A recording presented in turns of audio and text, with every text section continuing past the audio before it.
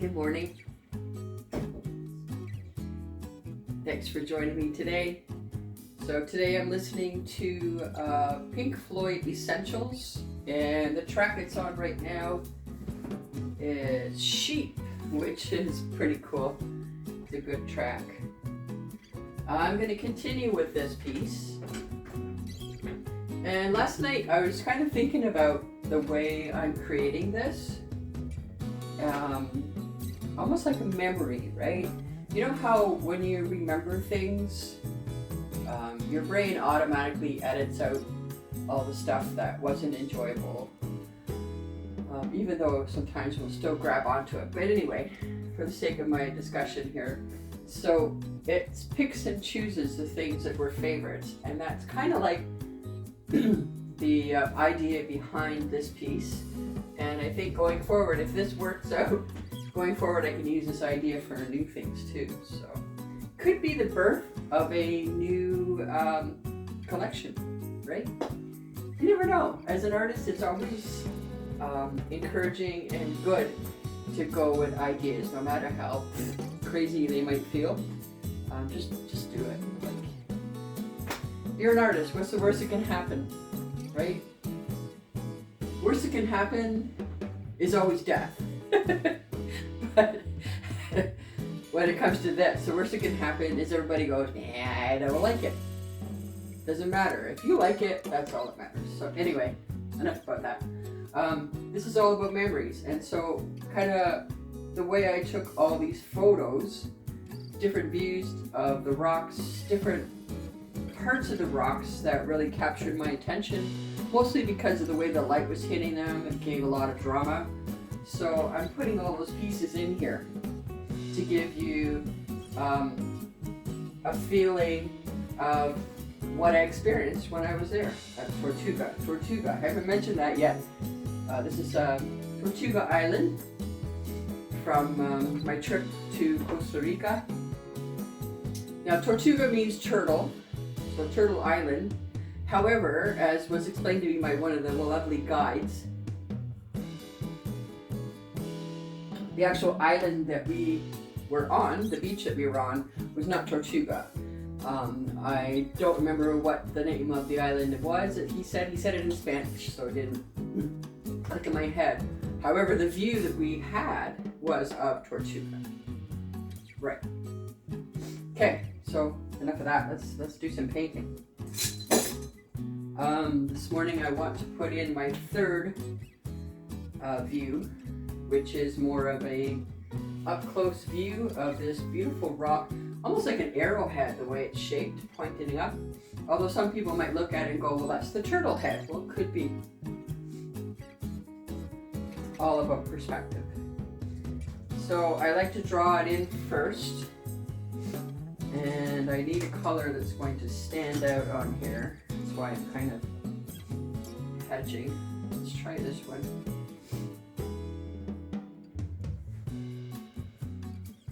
I want it to come up here.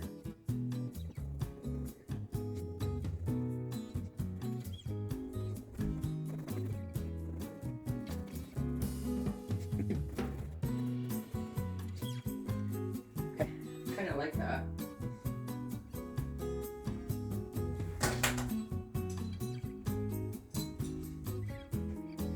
It's all just trial and error, right?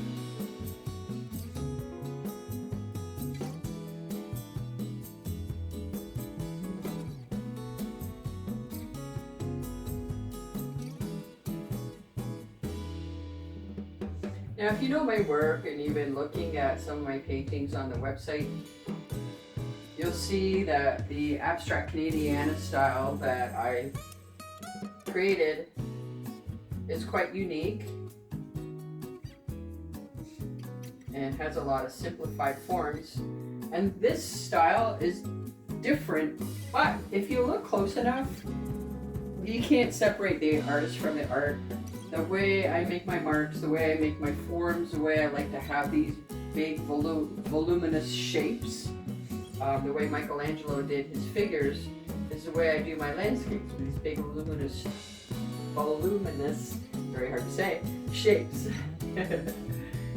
So that's what I've got.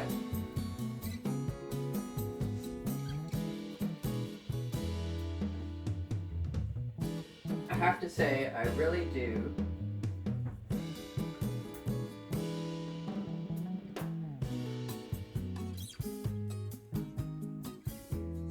I turned that on because I was getting a bit of a reflection. If I have an opposing two different lights, and I've got a cool light over here and a warm light over here, and then my window is a north-facing window. So I've got good light in this studio. I'm pretty fortunate that way.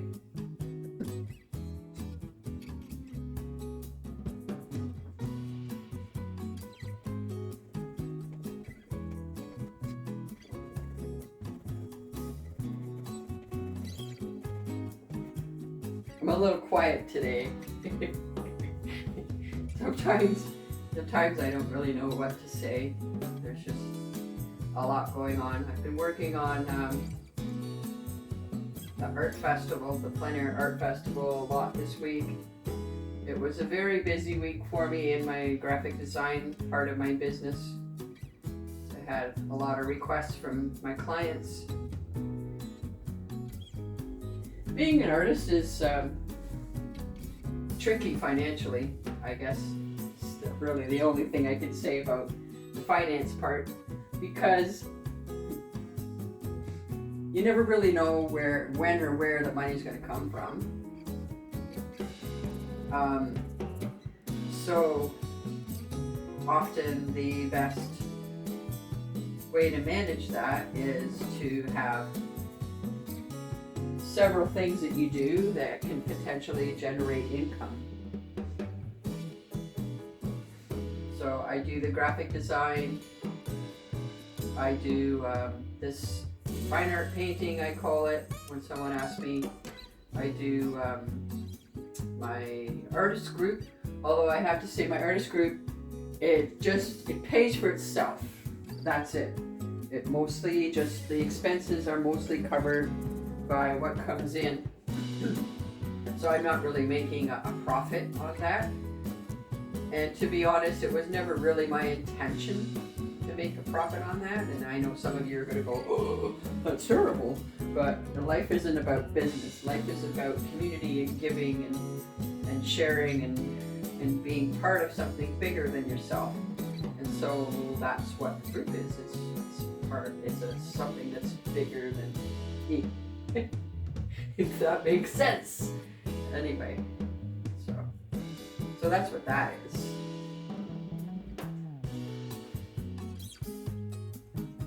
And then of course the festival.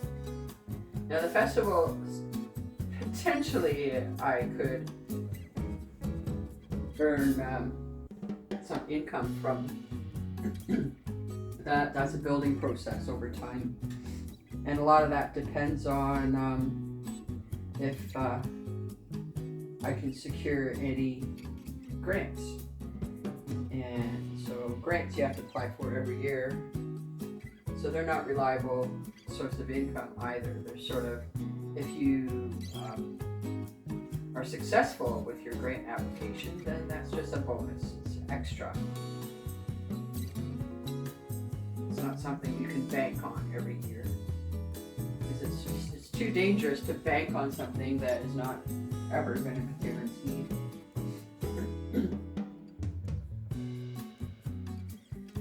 So I manage the financial part by ensuring, even in times like right now where I build out quite a bit in invoices for my graphic design business this past week. That's an anomaly. That's like a 1 in a million, hardly ever happens kind of thing. So it's not something I go, yay, now I'm successful and free. And no, success. If your success is dependent upon a financial goal for you, if that's how you're framing success, then you're never going to achieve it. Plain and simple. Because finance comes and goes. Unless you're one of the 1% Gosh, who the hell would want to do that? Finance comes and goes, so never ever depend on that. Depend on finding work that makes you feel good. Work that you believe in deeply as a human.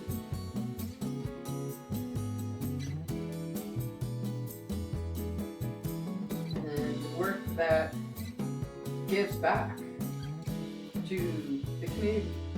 Local community, world community, your own community that you built, doesn't matter. But if what you're doing is giving back in some way, then you know you're on the right path.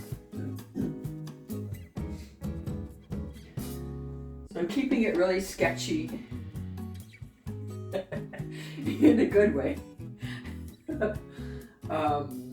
For this, because the next layer on top of all this is going to be oil. And as I'm looking at this, I don't really like the shape of that. I'm going to change the shape. I can do that. And make it a little taller. Here.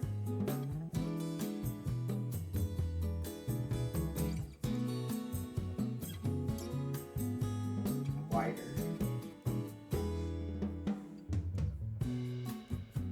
I watched a really great video. Every video they make is really great. Rafi and Klee, R-A-F-I and Klee, K-L-E-E. If you don't follow them, you need to follow them. They're amazing. They're amazing humans.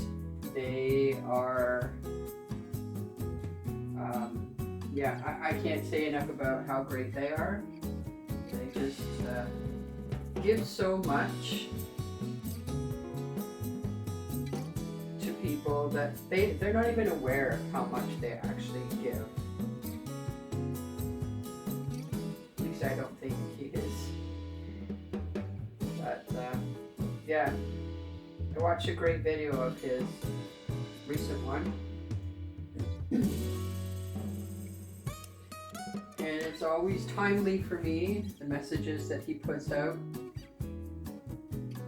And I think the reason for that is because he and Klee, Rafi and Klee, they both always speak from the heart. They always are very honest about how they feel about things and share really great inspirational messages all the time. And it's wonderful to see and experience. I'm going to put that little bit into. For me, when I'm working, I like to step back and pause occasionally. Take a look at what I'm doing, see if I'm on the right path, and then adjust as I go. So a lot of this that I'm doing right now, this foreground bit, will have oil paint I'm putting in here. The oil paint is opaque for the most part. You can do glazing to give it more translucency. Translucency, is that a word?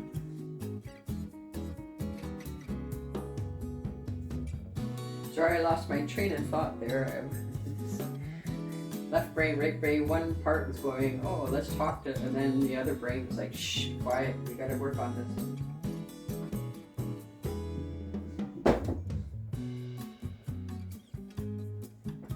So in case you didn't know, what I got here is Derwent ink tints. They're water-soluble inks, which work basically like watercolor, but I enjoy them more than watercolor because of the intensity of the colors.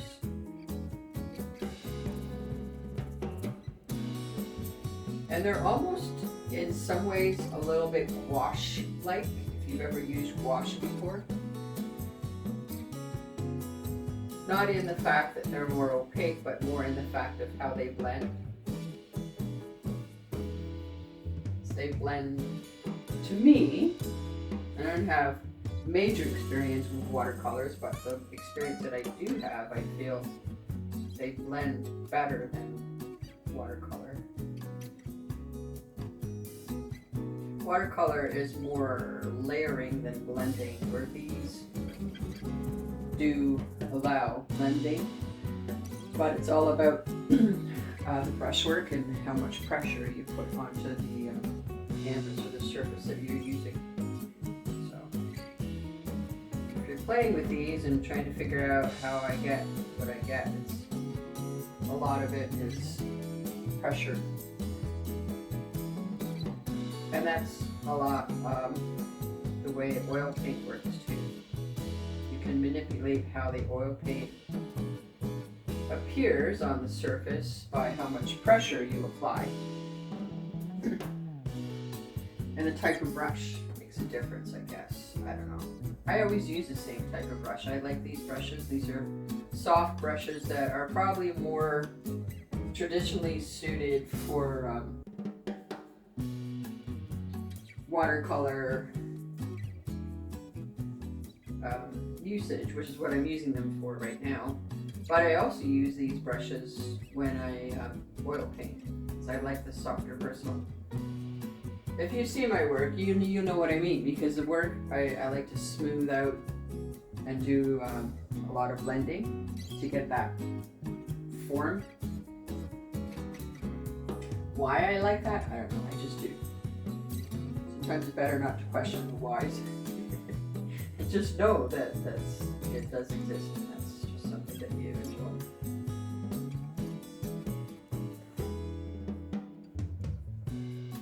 Sometimes knowing the why for everything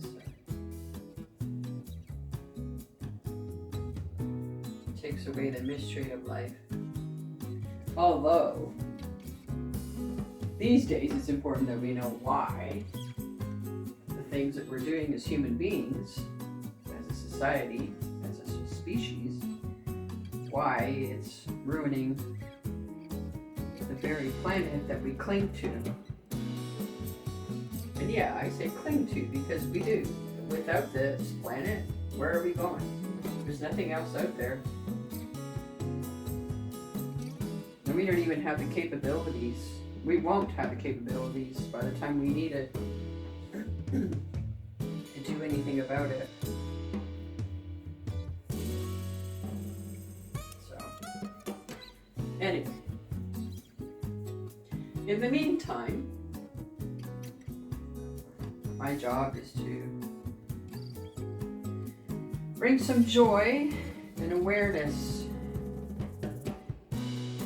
to the beauty and diversity of our natural world, basically, is why I do what I do, why I paint what I paint.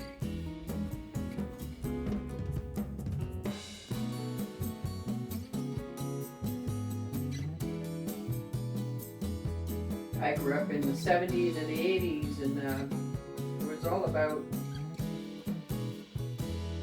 protecting nature. We had that reduce, reuse, recycle